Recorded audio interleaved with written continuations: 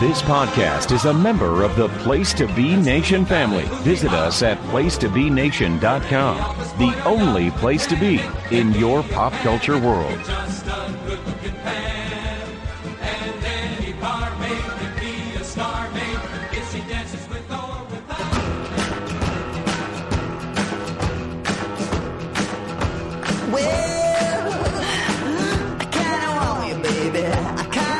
For giving me a side of feeling every time I see you. I don't know how you shot Cupid's bullet through my chest, penetrating deeply through my bulletproof vest. Place to Be Nation Pop Experience. Welcome to today's edition of the movie review of the day. I am Andy Atherton back here with you, continuing on with our latest theme week here, and the third of our three straight.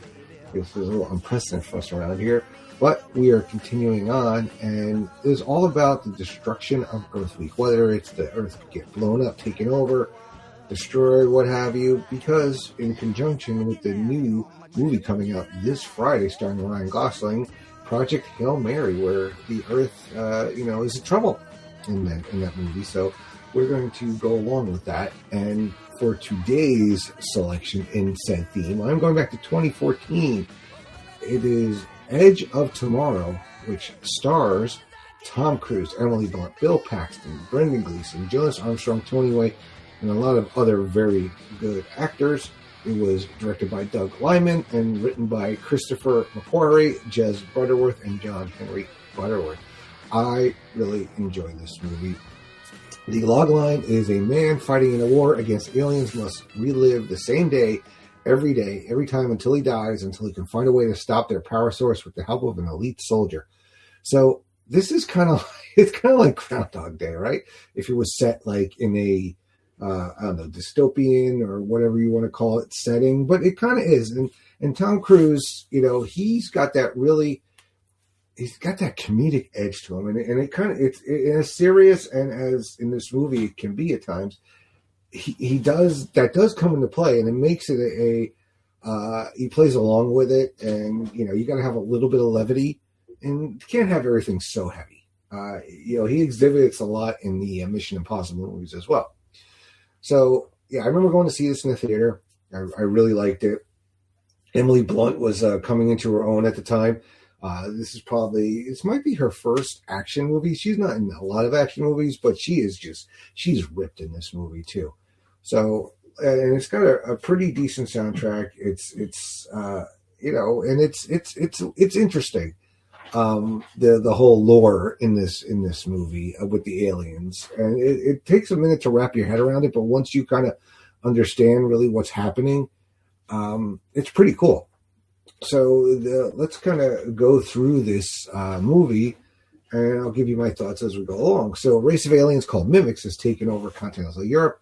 There's a General Brigham, which is Brendan Gleeson's character. He's the head of humanity's United Defense Force, and he orders Major William Cage, Tom Cruise, a public affairs officer and a former advertising executive, to cover combat on the beaches of France during the next day's assault on the Mimics.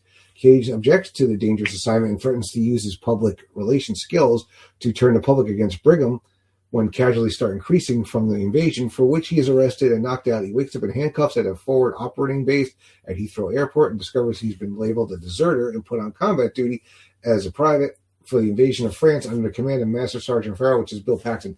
So basically, Tom Cruise's character is not a hero. He's not a action person, right? He's basically like a suit, so to speak, in the army. Like, it's one of those he probably signed, from what I'm trying to remember, he signed up because you had to. It was one of those with the Earth being invaded by the Mimics. It was kind of all hands on deck, and they need people to with their skill sets to be placed somewhere. And for him, being a former PR ad exec, that really sets in for him to do more things like that. So the invasion turns out to be a disaster for humans. Cage manages to kill a large mimic, but when he dies, he is sprayed with acid-like blood, and then wakes up at Heathrow the previous morning.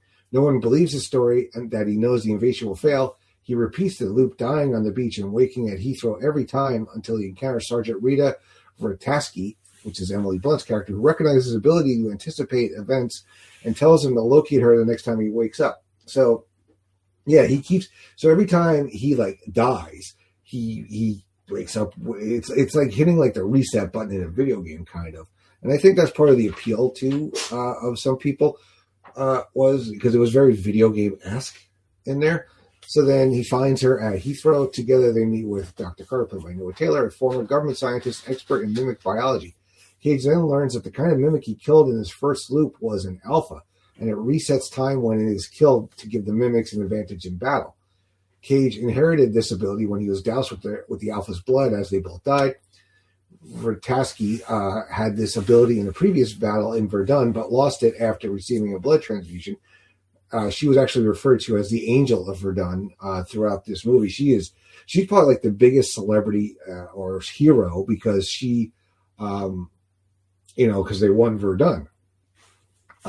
So she tells Cage that the Omega wanted humans to believe that they could win, so allowed her to win in Verdun so that humans put everything into their battle at France and get beaten. She tells Cage that they must hunt the mimic's hive mind, the Omega, and until that day, Cage has to die. Cage has to die each and every day to reset time. Carter then tells Cage that the Omega has lost power to reset time to Cage and will be mentally looking for him. When Omega finds Cage, he will start having visions of the Omega's location. So, yeah, a lot of people don't believe this, and he starts to play along with to make his life easier because he got hazed a lot by his new army group, his battalion, and it's kind of cool though. It's a little bit dark, and it was kind of like that was around the time when these out there concepts were coming out. So it really was.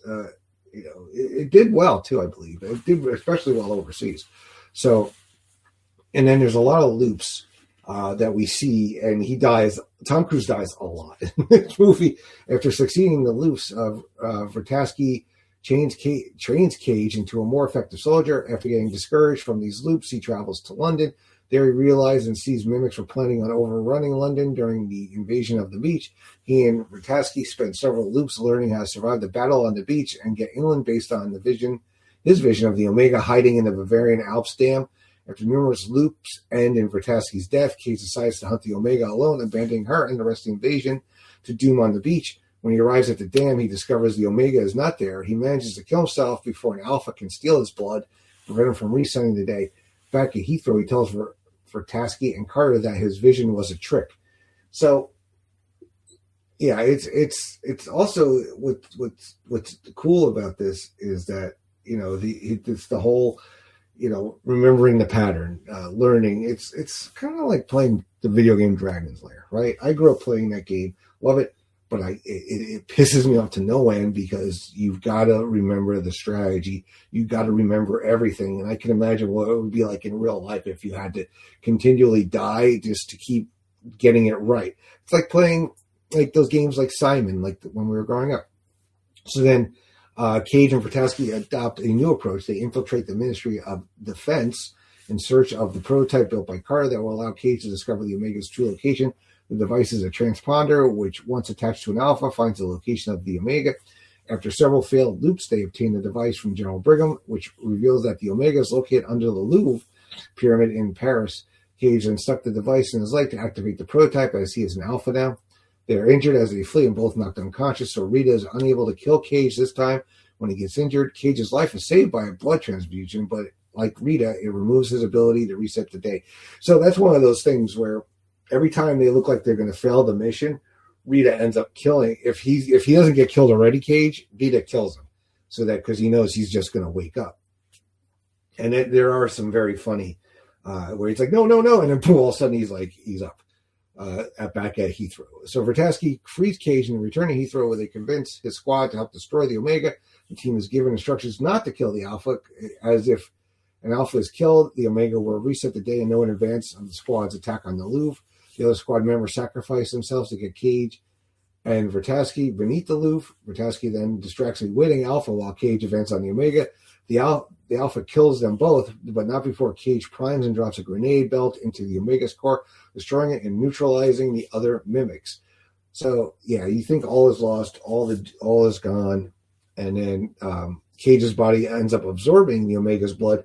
He wakes up en route to his meeting with Brigham the day before. Brigham announces that the mimic activity has ceased following a power surge in Paris.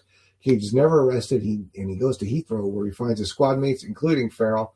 None of them recognize him and treat him respectively as an officer, as he is once again a major. He then meets Vertasky, who does not recognize him either. She asks what he wants, as she has many times before. He smirks and laughs, and that's how the movie ends. So you believe that we win, and that there is some kind of future between these two characters. They do have great chemistry, and Emily Blunt, she was in great shape. I mean, there are some really great training sequences when she teaches him, when she's training and then she's training him to think. I mean, and the combination of Tom Cruise and Chris McQuarrie, that never really misses. They are such a great combination. He's kind of Tom Cruise's personal, I guess, screenwriter at times and director. A lot of the Mission Impossibles and Valkyrie and a few other movies they have worked on together. So if you look it up, you see that, yeah, they are kind of very in sync, those two guys. Well, it's a great movie. If you haven't seen it yet, I highly recommend it. Not sure where it's streaming, but it does pop up on cable every now and then. And I will tune you to it. All right. So hope you all enjoyed that. And I am personally looking forward to seeing Project Hail Mary, but this is not my only kind of foray into this genre this week. So I'll be back on Friday to close out the week, and I hope you all have a great week. Enjoy the movies, and I'll talk to you later.